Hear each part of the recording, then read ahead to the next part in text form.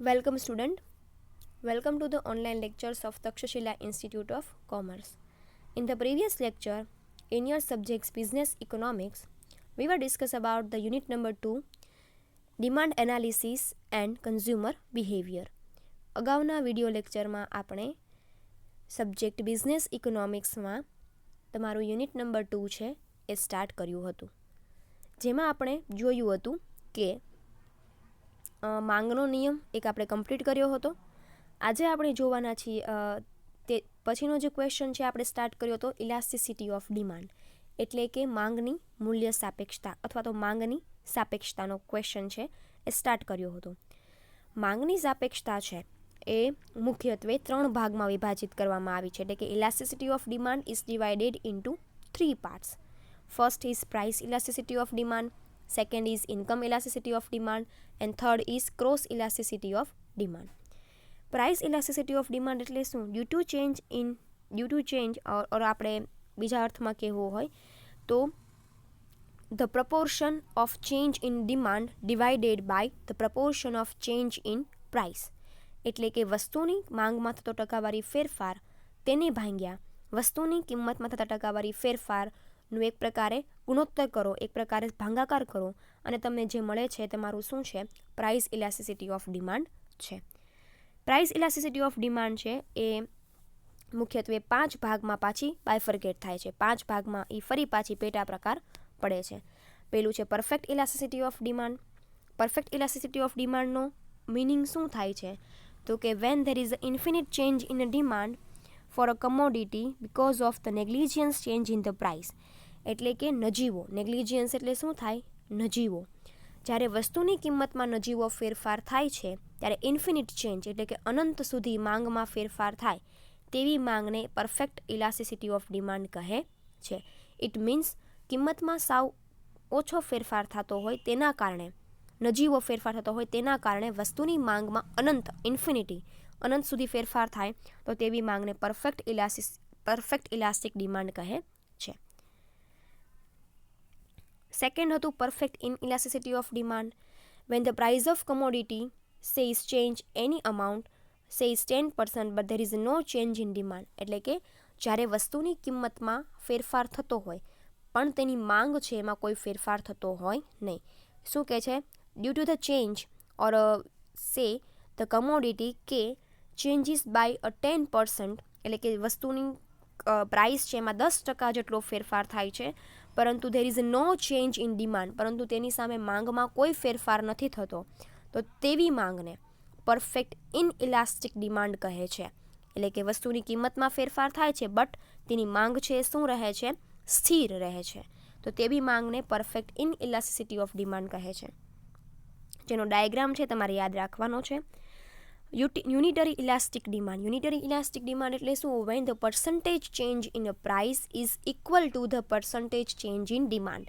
અહીંયા જુઓ કીધું છે જ્યારે વસ્તુની કિંમતમાં થતો ટકાવારી ફેરફાર when percentage change in demand proportionate change in a price are equal, વસ્તુની કિંમત અને માંગમાં થતો ફેરફાર બંને એક સરખા હોય, that's called unitary elasticity of demand. પછી હતું relatively elastic demand. Relative elastic ડિમાન્ડને ગુજરાતીમાં કહેવાય છે મૂલ્ય સાપેક્ષ માંગ. When percentage change in demand is proportionately more than the percentage change in price, એટલે કે વસ્તુની કિંમતમાં થતો ટકાવારી ફેરફાર કરતાં વસ્તુની માંગમાં થતો ટકાવારી ફેરફાર મોર દેન એટલે કે વધારે હોય. શેના કરતાં વધારે? કિંમતમાં થતા ટકાવારી ફેરફાર કરતાં વધારે હોય તેને રિલેટિવ ઇલાસ્ટિક ડિમાન્ડ કહે છે. અને રિલેટિવ ઇનઇલાસ્ટિક ડિમાન્ડ એટલે શું? તો કે when percentage change in demand is proportionately less than percentage change in price, એટલે કે વસ્તુની કિંમતમાં થતા ટકાવારી ફેરફાર કરતાં માંગમાં થતો ટકાવારી ફેરફાર લેસ ધેન ઓછો હોય તો તેને રિલેટિવ ઇનઇલાસ્ટિક ડિમાન્ડ કહે છે. તો આપણે આ 5 ટાઈપ્સ છે, પ્રાઇસ ઇલાસ્ટિસિટીના 5 ટાઈપ્સ છે આપણે અગાઉના લેક્ચરમાં જોયા હતા. આજે આપણે જોવાનો છે income elasticity of demand, second main type, income elasticity of demand. As price is the cause of change in demand in the concept of price elasticity of demand. શું કહે છે કે પ્રાઇસ ઇલાસ્ટિસિટી એટલે કે મૂલ્ય સાપેક્ષ માંગમાં the price is the cause of change in demand. માંગમાં ફેરફારનું કારણ કિંમત હોય તો તેને પ્રાઇસ ઇલાસ્ટિસિટી ઓફ ડિમાન્ડ કહે છે. બરાબર. As price is the cause એટલે કારણ. Price is the cause of change in demand. જ્યારે માંગમાં ફેરફાર થવાનું કારણ પ્રાઇસ હોય, કિંમત હોય, તેને આપણે પ્રાઇસ, તે કન્સેપ્ટને આપણે પ્રાઇસ ઇલાસ્ટિસિટી ઓફ ડિમાન્ડ કહે છે. Income is the cause of change in demand in the concept of income elasticity of demand. જ્યારે કન્સેપ્ટ ઓફ ઇન્કમ ઇલાસ્ટિસિટી એટલે કે આવક સાપેક્ષતાના ખ્યાલમાં income is the cause of, આવક છે એ માંગમાં ફેરફારનું કારણ હોય તો તે કન્સેપ્ટને ઇન્કમ ઇલાસ્ટિસિટી ઓફ ડિમાન્ડ કહે છે. એટલે કે જેમ પ્રાઇસ ઇલાસ્ટિસિટી ઓફ ડિમાન્ડમાં માંગમાં આવતા ફેરફારનું કારણ કિંમત હોય છે, તેમ income is the cause of change in demand એટલે કે ઇન્કમ ઇલાસ્ટિસિટીમાં આવક છે, આવક સાપેક્ષતામાં આવક છે એ માંગમાં ફેરફાર આવવાનું કારણ હોય છે તો તેને આવક સાપેક્ષતા એટલે કે ઇન્કમ ઇલાસ્ટિસિટી કહે છે. It means income elasticity of demand is useful to measure the change in demand for a commodity with respect to change in income of consumer. તો એનો અર્થ એવો થાય છે, ઇટ મીન્સ એટલે કે તેનો અર્થ એમ થાય છે કે ઇન્કમ ઇલાસ્ટિસિટી ઓફ ડિમાન્ડ એટલે કે આવક સાપેક્ષતા છે ઇઝ યુઝફુલ ટુ મેઝર્સ, જેનો ઉપયોગ આપણે માપવા, મેઝર્સ એટલે શું થાય, માપવું, change in demand of commodity, તો કે માંગમાં થતો ફેરફાર, ચેન્જ ઇન ડિમાન્ડ એટલે કે માંગમાં થતો ફેરફાર, વસ્તુ, કમોડિટી એટલે શું થાય, વસ્તુની માંગમાં થતો ફેરફાર, વિથ ધ રિસ્પેક્ટ ઓફ, કોના સંદર્ભમાં, વિથ ધ રિસ્પેક્ટ ઓફ એટલે શું, જેના સંદર્ભમાં, change in income of consumer, આવક, કન્ઝ્યુમર એટલે ગ્રાહક અને ઇન્કમ એટલે આવક, ગ્રાહકની આવકના સંદર્ભમાં. ગુજરાતીમાં હું તમને કહું તો it means income elasticity of demand is useful to measures the change in demand for a commodity with respect to the change in income of consumer. એટલે કે ગ્રાહકની આવકના સંદર્ભમાં વસ્તુની માંગમાં થતા ફેરફારને ઇન્કમ ઇલાસ્ટિસિટી કહે છે. એટલે કે ગ્રાહકોની આવકમાં જે ફેરફાર થાય છે with respect to the change in the income of consumer એટલે કે ગ્રાહકોની આવકના સંદર્ભમાં, ગ્રાહકોની આવકમાં થતા ફેરફારના સંદર્ભમાં વસ્તુની માંગમાં થતા ફેરફારને ઇન્કમ ઇલાસ્ટિસિટી કહે છે. મિનિંગ ઓફ ઇન્કમ ઇલાસ્ટિસિટી શું કહે છે? It is the extent of change in demand for a goods because of the change in income of consumer. It is the extent. આ જણાવે છે કે the change of demand એટલે કે માંગમાં થતો ફેરફાર for a goods, વસ્તુની માંગમાં થતો ફેરફાર because of, શેના કારણે, because of change in income of consumer, ગ્રાહકોની આવકમાં થતા ફેરફારના કારણે વસ્તુની માંગમાં થતો ફેરફાર એટલે ઇન્કમ ઇલાસ્ટિસિટી ઓફ ડિમાન્ડ. વસ્તુની આવકમાં થતા ફેરફારના વસ્તુની માંગમાં થતો ફેરફાર એ ગ્રાહકોની આવકમાં થતા ફેરફારના આધારે જોવા મળે છે. એને આપણે ઇન્કમ ઇલાસ્ટિસિટી કહીએ છીએ. Which is express in the formula as, તો એને ફોર્મ્યુલામાં આપણે જોવું હોય તો કેમ જોઈ શકાય, તો કે પ્રપોર્શનેટ ચેન્જ ઓફ ડિમાન્ડ, તો કે માંગમાં થતો ટકાવારી ફેરફાર છેદમાં divided by proportionate change of price, આવકમાં થતો ટકાવારી ફેરફાર. હવે types of income elasticity of demand, તો કે ભાઈ આવક સાપેક્ષતાના પ્રકારો ક્યાં ક્યાં પડે છે, તો પહેલું છે પોઝિટિવ ઇન્કમ ઇલાસ્ટિક ડિમાન્ડ. એની અંદર બીજી 3 પોઝિટિવ ઇફેક્ટ હોય છે, એ આપણે લાઇનમાં જોતા જઈએ. સેકન્ડ છે નેગેટિવ ઇન્કમ ઇલાસ્ટિક ડિમાન્ડ, એને ઋણ આવક સાપેક્ષ માંગ, અને 0 એટલે કે શૂન્ય આવક સાપેક્ષ માંગ. ઓકે, તો પહેલું જોઈએ આપણે positive income elastic demand. When demand increases due to the rise in income of consumer or demand decreases due to a fall in income of consumer. When demand increases એટલે કે જ્યારે માંગ વધે છે, ડ્યુ ટુ શેના કારણે, increase એટલે વધવું, ડ્યુ ટુ એટલે કે જેના કારણે, રેઝ ઇન ઇન્કમ, તો કે ભાઈ રેઝ એટલે વધારો, ઇન્કમ એટલે આવક, આવકમાં વધારો થાય તેના કારણે માંગ વધે છે, આવક કન્ઝ્યુમર એટલે કે ગ્રાહકોની આવકમાં વધારો થાય તો માંગ વધે છે. Decrease in demand due to the fall in income of consumer, માંગમાં ઘટાડો થાય છે ડ્યુ ટુ શેના કારણે, તો કે ઇન્કમ કન્ઝ્યુમરની ફેલ એટલે કે ઘટે છે. એટલે રેઇઝ એટલે વધવું ને ફેલ એટલે ઘટવું, ઇન્ક્રીઝ એટલે વધવું ને ડિક્રીઝ એટલે ઘટવું. તો લોકોની આવક ઘટે છે ત્યારે માંગ પણ ઘટે છે. Then such change in demand is known as positive income elasticity of demand. આવા પ્રકારના ફેરફારને માંગની હકારાત્મક, પોઝિટિવ એટલે હકારાત્મક આવક સાપેક્ષ માંગ કહે છે. શું કહે છે? When raise in income demand increase. આવકમાં વધારો થાય કન્ઝ્યુમરની એટલે માંગ વધે છે, અને due to fall in income of consumer એટલે કે આવકમાં ઘટાડો થાય એટલે માંગમાં પણ ઘટાડો થતો હોય, તો તેવા પ્રકારના ફેરફારને સચ અ ચેન્જ ઇન ડિમાન્ડ, આવા પ્રકારના માંગમાં થતા ફેરફારને પોઝિટિવ ઇન્કમ ઇલાસ્ટિક ડિમાન્ડ કહે છે, હકારાત્મક આવક સાપેક્ષ માંગ કહે છે. In fact there are 3 degree of positive income elasticity. તો કે ભાઈ ઇન્કમ ઇલાસ્ટિસિટી જે પોઝિટિવ જોવા મળે છે એના પણ 3 પ્રકારો જોઈ શકાય છે. એટલે પોઝિટિવ ઇન્કમ ઇલાસ્ટિસિટી શું કામ થાય છે? તો કે પોઝિટિવ ઇન્કમ ઇલાસ્ટિસિટી એટલા માટે થાય છે કે ઇન્કમ વધે છે તો માંગ વધે છે, ડિમાન્ડ વધે છે. ઇન્કમ ઘટે છે તો ડિમાન્ડ ઘટે છે. એટલે કે સચ ટાઈપ ઓફ ચેન્જ, આવા પ્રકારના ચેન્જને શું કહેવાય છે? પોઝિટિવ ઇન્કમ ઇલાસ્ટિસિટી કહેવાય છે. તેના પણ 3 ફેરફાર છે. પહેલું છે યુનિટ ઇન્કમ ઇલાસ્ટિક ડિમાન્ડ, એટલે કે EY, એટલે કે income elasticity is equal to 1 when change of demand and change of income of consumer are proportionately equal. એટલે કે ચેન્જ ઓફ ડિમાન્ડ એટલે કે માંગમાં થતો ફેરફાર અને આવકમાં થતો ફેરફાર ઇક્વલ હોય, કન્ઝ્યુમરની આવકમાં થતો પ્રપોર્શનેટલી ઇક્વલ, ટકાવારી પ્રમાણ ઇક્વલ હોય, સરખું હોય. It is known as unitary income elastic demand.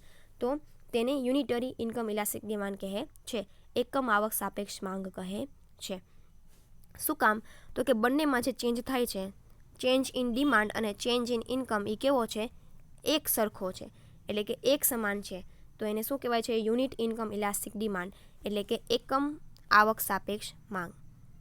Second છે elasticity of demand greater than unity, એટલે કે ગ્રેટર ધેન યુનિટી એટલે કે એકમ કરતાં વધુ આવક સાપેક્ષ માંગ.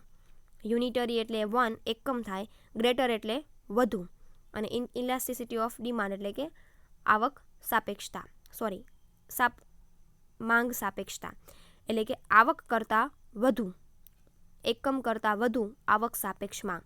When change in demand is proportionately greater than the change in income of consumer. એટલે કે શું કહે છે? The change in demand is proportionately, એટલે કે માંગમાં થતો ટકાવારી ફેરફાર is greater than વધુ હોય, change in income of consumer આવકમાં થતો ટકાવારી ફેરફાર કરતાં વધુ હોય, તો તેને શું કહેવાય છે? This type of income elasticity, આવા પ્રકારની આવક સાપેક્ષ માંગને demand is known as to be greater than unity, તેને આવક કરતાં વધુ આવક સાપેક્ષ માંગ કહે છે. એટલે કે તમારી આવકમાં થતા ફેરફાર કરતાં માંગમાં થતો ફેરફાર છે એ વધુ હોય, તો તેને શું કહે છે? When change in demand is proportionately greater than એટલે કે વધુ, ચેન્જ ઇન ઇન્કમ આવકમાં થતા ફેરફાર કરતાં ડિમાન્ડમાં થતો ફેરફાર એટલે કે માંગમાં થતો ફેરફાર છે એ વધુ હોય, તો this type of income elasticity, આવા પ્રકારની આવક સાપેક્ષતાને કેવી આવક સાપેક્ષતા કહેવાય છે? Is known to be a greater than, એટલે કે એકમ કરતાં વધુ આવક સાપેક્ષ માંગ કહે છે. Elasticity of demand less than unity, એટલે કે એકમ કરતાં ઓછી આવક સાપેક્ષ માંગ. લેસ ધેન એટલે કે ઓછી થાય. When change in demand is proportionately lesser than the change in income of consumer, then this type of income elasticity of demand is known as to lesser than unity. એટલે કે when change in demand is proportionately less than, તો કે જે માંગમાં થતો ફેરફાર છે એ ઓછો હોય, less than the change in income of consumer, ગ્રાહકની આવકમાં થતા ફેરફાર કરતાં, ગ્રાહકની આવકમાં થતા ફેરફાર કરતાં માંગમાં થતો ફેરફાર છે એ ઓછો હોય, then this type of elasticity of demand, આવા પ્રકારની આવક સાપેક્ષતાને is known as a lesser than the unity, એને એકમ કરતાં ઓછી આવક સાપેક્ષ માંગ કહે છે. તો આ છે એ તમારી પોઝિટિવ ઇન્કમ ઇલાસ્ટિસિટીના બીજા 3 પેટા પ્રકાર છે. હવે આપણે જોઈએ બીજો મેઇન પ્રકાર ઇન્કમ ઇલાસ્ટિસિટીનો, તે જ છે negative income elastic demand. Negative income elastic ડિમાન્ડની અંદર જોઈએ, નેગેટિવ ઇન્કમ ઇલાસ્ટિક ડિમાન્ડને ગુજરાતીમાં ઋણ આવક સાપેક્ષ માંગ કહેવાય છે, અથવા તો નકારાત્મક. With the raise in income of consumer if the demand decreases, એટલે કે with the raise in income of consumer, ગ્રાહકની આવકમાં રેઝ એટલે કે વધારો થાય, ઇફ ડિમાન્ડ ડિક્રીઝીસ ત્યારે માંગ છે ઘટે છે. With the fall in income of consumer, એટલે કે ફોલ એટલે ઘટવું, ઇન્કમ એટલે આવક અને કન્ઝ્યુમર એટલે ગ્રાહક, ગ્રાહકની આવકમાં ઘટાડો થાય, ઇફ ડિમાન્ડ ઇન્ક્રીઝીસ ત્યારે માંગ વધે છે, then such type of elasticity of demand is known as a negative income elasticity of demand. ત્યારે આવા પ્રકારની સાપેક્ષતાને નેગેટિવ ઇન્કમ ઇલાસ્ટિસિટી એટલે કે ઋણ અથવા તો નકારાત્મક આવક સાપેક્ષ માંગ કહે છે. એટલે શું કહે છે? એટલે એવું કહે છે કે ભાઈ ગ્રાહકની આવક વધે છે, raise in income of consumer, ગ્રાહકની આવક વધે છે ત્યારે માંગ ઘટે છે, અને ગ્રાહકની આવક fail of income of consumer, ગ્રાહકની આવક ઘટે છે ત્યારે માંગ છે એ વધે છે. તો આવા પ્રકારની આવક સાપેક્ષતાને then such type of elasticity of demand, આવા પ્રકારની સાપેક્ષતાને માંગની નેગેટિવ ઇન્કમ ઇલાસ્ટિસિટી એટલે કે ઋણ નકારાત્મક આવક સાપેક્ષ માંગ કહે છે. Normally some type of inferior goods have a negative income elasticity of demand. Some type of inferior એટલે કે હલકા પ્રકારની વસ્તુઓ માટે, અમુક હલકા પ્રકારની વસ્તુઓ માટે નેગેટિવ ઇન્કમ ઇલાસ્ટિસિટી એટલે કે નકારાત્મક આવક સાપેક્ષ માંગ છે એ લાગુ પડે છે. ઇન્ફિરિયર એટલે કે હલકા પ્રકારની. This concept was given by Robert Giffen. આ કન્સેપ્ટ છે રોબર્ટ ગિફન નામના વ્યક્તિએ આપેલો હોવાથી such type of goods are known as a Giffen goods. તો કે ભાઈ એટલા માટે આવા પ્રકારની વસ્તુઓ છે એ ગિફન ગુડ્સ તરીકે પણ ઓળખાય છે. For example bajra, kodri, cross cloth, palm oil, vegetable ghee etcetera. આના કન્સેપ્ટ વિશે તમને ખ્યાલ જ છે. ગિફન ગુડ્સ છે એ કોને કહેવાય, બરાબર? તો કે ભાઈ બાજરો છે, પછી જુવાર છે, કોડરી એટલે જુવાર થાય, ક્રોસ ક્લોથ છે, હલકા પ્રકારના કપડાઓ છે, પામઓઇલ તેલ છે, વેજીટેબલ ઘી છે. આ પ્રકારની વસ્તુઓ કેવી? ઇન્ફિરિયર એટલે કે હલકા પ્રકારની વસ્તુઓ છે. તો કે નેગેટિવ ઇન્કમ ઇલાસ્ટિક ડિમાન્ડનો જે કન્સેપ્ટ છે એ આવા પ્રકારની વસ્તુઓ માટે લાગુ પડે છે. એટલે કે તમારી આવકમાં વધારો થાય તો માંગમાં ઘટાડો થાય, અને તમારી આવકમાં ઘટાડો થાય તો માંગમાં વધારો થાય. આવા પ્રકારની આવક સાપેક્ષતાને, આવા પ્રકારની ઇલાસ્ટિસિટીને નેગેટિવ ઇલાસ્ટિસિટી કહે છે. અને નોર્મલી આ હલકા પ્રકારની વસ્તુઓને લાગુ પડે છે. લાસ્ટ છે zero elasticity of demand. Last એટલે કે ઇન્કમ ઇલાસ્ટિસિટીનો last type. Zero income elasticity of demand with the change in income of consumer if the demand of goods remains અનચેન્જડ.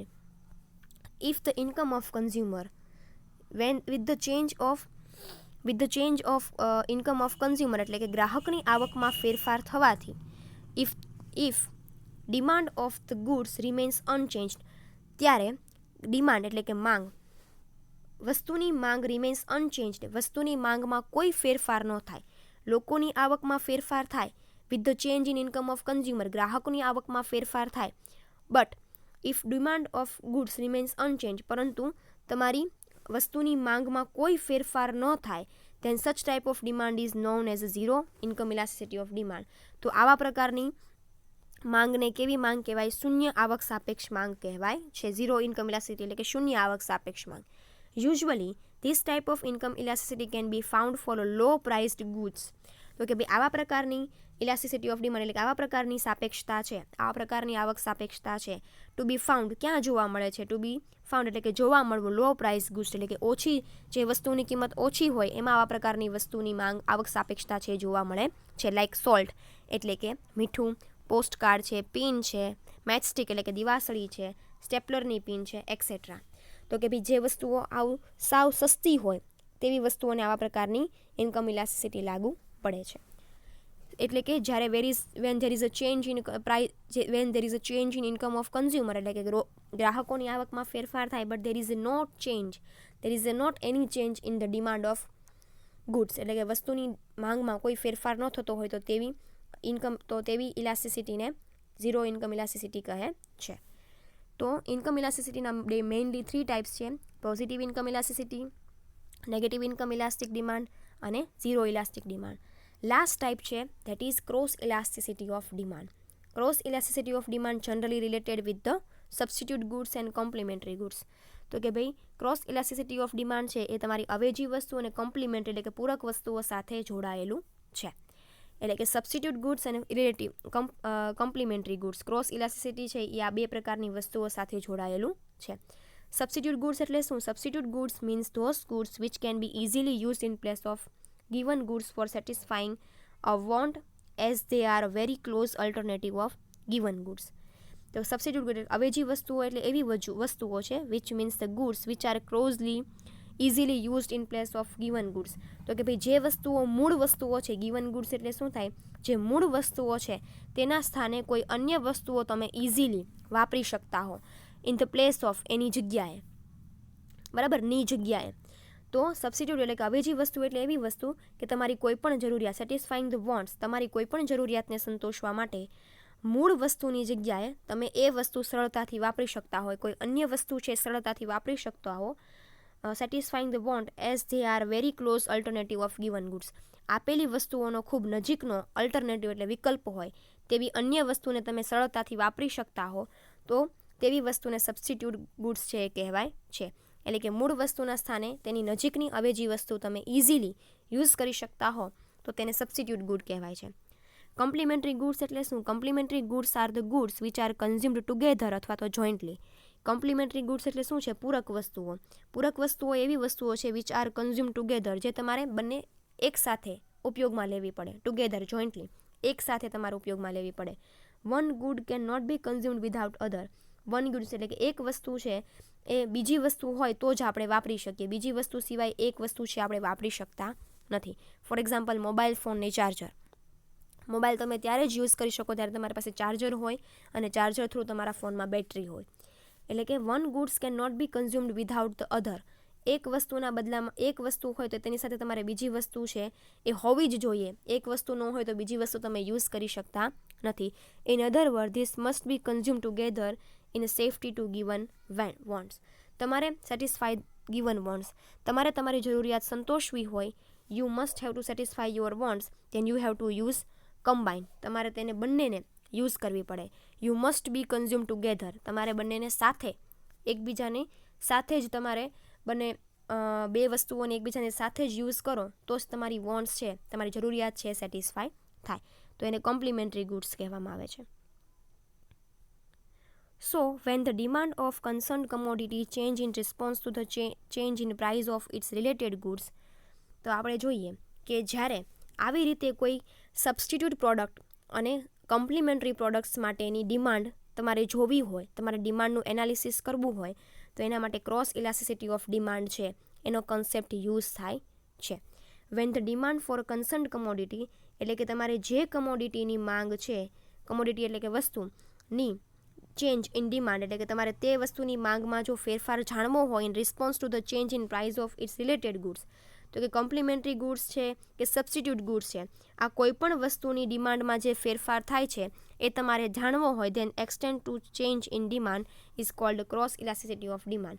એટલે કે તમારે કોમ્પ્લિમેન્ટરી ગુડ્સ, ઇઝી લેંગ્વેજમાં હું સમજાવું ને તો એમ કહેવાય કે સબસ્ટિટ્યૂટ ગુડ્સ કે કોમ્પ્લિમેન્ટરી ગુડ્સ છે એટલે કે અવેજી વસ્તુ કે પૂરક વસ્તુની જે કોઈ પણ માંગ છે તેમાં આવતા ફેરફારને તમારે જાણવો હોય, such type of change in demand is called as cross elasticity of demand. તો આવા વસ્તુની જે ડિમાન્ડ છે એમાં ચેન્જ જાણવો હોય તો એના માટે ક્રોસ ઇલાસ્ટિસિટી ઓફ ડિમાન્ડ છે એ ઉપયોગી થાય છે. એનું સૂત્ર શું છે ક્રોસ ઇલાસ્ટિસિટી ઓફ ડિમાન્ડ? તો કે percentage change in demand of X good divided by percentage change in price of Y goods. તો કે ભાઈ કોઈ એક વસ્તુની માંગમાં થતો ફેરફાર તેના છેદમાં તે વસ્તુની કિંમતમાં થતો ટકાવારી ફેરફાર. So here we were completed the topic of elasticity of demand. અહીંયા આપણે ઇલાસ્ટિસિટી ઓફ ડિમાન્ડનો જે કન્સેપ્ટ છે, ટોપિક છે એ પૂરો કરીએ છીએ. મેઇન છે ઇલાસ્ટિસિટી ઓફ ડિમાન્ડ, તેના મુખ્ય 3 પ્રકાર પડે છે. Income elasticity, price elasticity, second is income elasticity and third is cross elasticity. Income ઇલાસ્ટિસિટીના 5 ટાઈપ પડે છે અને પ્રાઇસ ઇલાસ્ટિસિટીના 5 ટાઈપ્સ પડે છે અને ઇન્કમ ઇલાસ્ટિસિટીના 3 ટાઈપ્સ પડે છે અને ક્રોસ ઇલાસ્ટિસિટીની અંદર 2 છે, સબસ્ટિટ્યૂટ ને કમ્પ્લિમેન્ટરી. સો ઓવરઓલ ઇલાસ્ટિસિટી ઓફ ડિમાન્ડનો ટોપિક છે પૂરો થાય છે. નેક્સ્ટ લેક્ચરમાં આપણે આગળના ટોપિક ઉપર આગળ વધશું. Thank you.